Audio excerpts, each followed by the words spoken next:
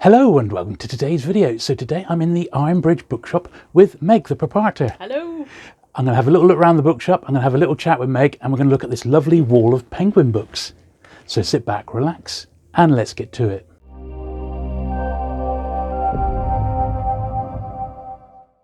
So Meg, how long have you been running the Ironbridge Bookshop? So it's coming up to nearly 8 years. It'll be 8 years just after Christmas this year, which is a bit unbelievable sometimes. 8 years, yeah, It is. absolutely. And Yeah. well, I mean, it's a bustling little area of Shropshire, yeah? Is Yeah. that where we're at? Yeah. And Yeah. right by, and that's the famous Ironbridge. World's first iron bridge over the River Severn, yeah. Incredible. And even though it's a Tuesday and all the children have gone back to school, Yeah. it does seem lively, shall we say. Not too you know? bad, yeah. It's usually a bit of a funny cool down period after the summer holidays, which are usually fairly busy. Most places, especially in like tourist areas like Ironbridge. But yeah, it's a bit of a cool down week or two, and you get a few people sort of milling and sort of testing the waters. Is the children everywhere or and stuff like that? But yeah, I've had a few this morning, but I'm expecting it to be fairly sort of slow. But it gives me a chance to sort of sort quite a few things out that I haven't got round to over the summer. Oh, fair enough, yeah. And it is really obvious that you've got a massive love of vintage penguin books. They're in the window, they're dotted around all over the shop, and then we've got this amazing wall of vintage penguins that I'm looking at right now, which I'm going to have a look at in detail. So, why penguins, I suppose? Well, when I took the shop over, I was only just 18, and I'd worked here previously for a few years for the guy who started it, which is probably about 15, maybe nearly 15 years ago, I expect. And I worked for him sort of on and off, helping him out, sort of tidying up and stuff. And penguins, he never really had very many in. Once I took the shop over, there's a guy a couple of doors down in Bears on the Square who's a big penguin collector as well. And he said, "Oh, do you know much about penguin books?" Because we were just chatting one day. Yeah. And he and I sort of said, "Not really, no." I said, I know they're fairly iconic, the covers and stuff, and you see them on posters and stuff like that, and the bags and all the stuff like that. And he said, "Oh, look into the history of them." I said, "They're actually a fairly interesting company." And I said, "Okay, I will." So I went home and I sort of had a bit of a mooch online. I sort of went on a bit of a rabbit hole of all these sort of bits and bobs, and he lent me some books from the Collectors Society, all the sort of odds and ends, and I just really became quite fascinated with it. And I just liked how they spent a lot of time on details over books that were first and foremost sort of cheap, decent quality paperbacks, and it sort of took off from there, and they went into all the illustrated covers and the logo and how it's developed and stuff, and I just found them so fascinating. And the first sort of job lot of books I sort of got, which sort of started the Penguin Wall, it started off as sort of like a smallish bookcase, which is, I think, is not even in the shop anymore, and stuff. And it sort of grew, and a guy contacted me, and I think he was a book dealer, and I can't for the life of me remember his name, because this was 7 years ago at least, sort of 6.5, 7 years ago. And he said, "Oh, I've got this surplus stock." I said, "Would you take it?" I said, "I'm selling it off cheap and stuff. I'm downsizing and all sorts of stuff." So he literally, Saturday morning, 8 o'clock one morning at my parents' house, where they live in a bit of an awkward place, up some steps and up this and on a funny back and something, and dropped off the van load of these books. And I was like, I don't know what to do with them. Where do we start? Was it all penguins? Pretty much all Mainly penguins, penguins. Oh, wow, yeah. okay. Sort of, a big mix. And then the gentleman who sort of got me into them sort of came and gave me a bit of advice and said that, "Oh, you look out for these sort of how to identify the old ones, sort of like just from looking at them, which is obviously the way the cover is and all that sort of stuff." And I sort of got a real feel for them, and I sort of started the wall, which started off as about like probably 2 shelves I probably got in the shop, because the rest of it was sort of my vintage books, and slowly and surely I sort of got the vintage books downstairs, and the Penguin Wall became a whole wall. Brilliant. And stuff. And we've had a few big house clearance collections, which really boosted it up.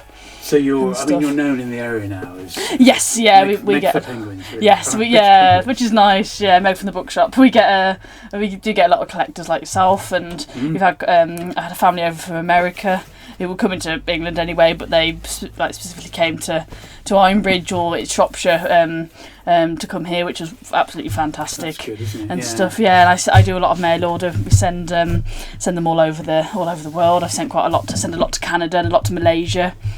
And stuff. I've got some really loyal customers, which really sort of makes it all worth it.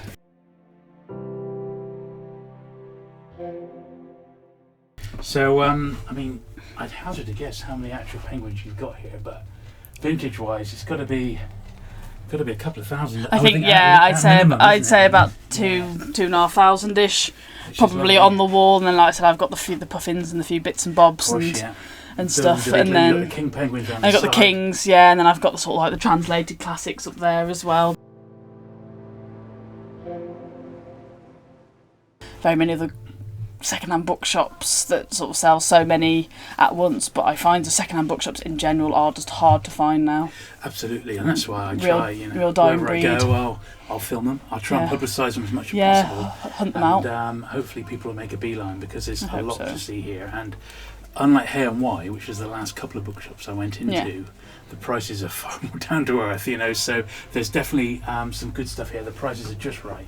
Just what you would expect. That's always nice to hear, even after sort of several years in the business sort of thing. I know that I sort of came from pretty much school and a bit of travelling to sort of running a bookshop, so it's sort of nice to know that other people think that I'm doing the right thing. Absolutely, I think that's spot on, so I mean, like you say, there's a lot here, there's a lot tucked in.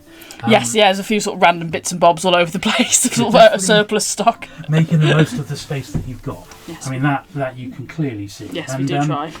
That's what makes going into bookshops special. It's something unique, isn't it? It is, yeah, and I do like whenever I go anywhere, I always try and find second-hand bookshops. But I mean, I don't get me wrong, there's some beautiful independent bookshops that do new books and stuff. There's some lovely ones in Shropshire, and we've been to quite a lot of places all over the country that have them. But like, it's just, there's always an extra sort of like, oh, it's a second-hand bookshop. You just don't see them, and it's just so nice. So you do mail order. We do. And you're quite active on social media. Yes, so I try to be. On Instagram. Yeah, and Facebook. And Facebook. Yeah, I do a little bit on Twitter as well. Usually a few pictures and stuff. It's just I find all of them a bit hard to sort of juggle at once and stuff. But I try to keep up to date. I've lacked a bit on my Instagram at the moment, but I'm trying to get back into the swing of it. It's been sort of almost too busy just to even snap a quick photo, which is obviously great. It's good to be busy, sort of thing. But then I sort of go home like, I don't want to look at books now. I want to go to bed. That's it, so I need to sort of get back on it and pop some stuff up. So. But if anyone has got like wants lists and that, you'll happily take a look. Email me. All my information's online. It's a Google page or on Instagram or anything like that.